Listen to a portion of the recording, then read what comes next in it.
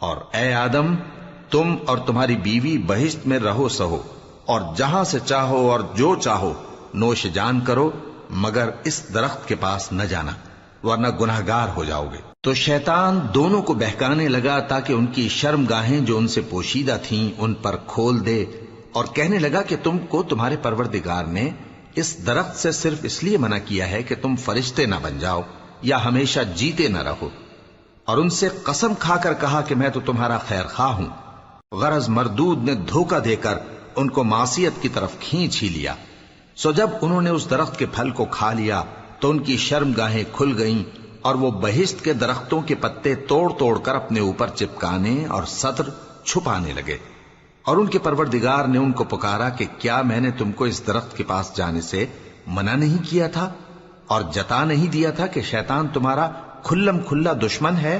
دونوں عرض کرنے لگے کہ پروردگار، ہم نے اپنی جانوں پر ظلم کیا، اور اگر تو ہمیں نہیں بخشے گا اور ہم پر رحم نہیں کرے گا تو ہم تباہ ہو جائیں گے۔ فرمایا تم سب بہشت سے اتر جاؤ، اب سے تم ایک دوسرے کے دشمن ہو، اور تمہارے لیے ایک وقت خاص تک زمین میں ٹھکانا اور زندگی کا سامان کر دیا گیا ہے۔ فرمایا کہ اسی میں تمہارا جینا ہوگا اور اسی میں مرنا، اور اسی میں سے قیامت کو زندہ کر کے نکالے جاؤ گے۔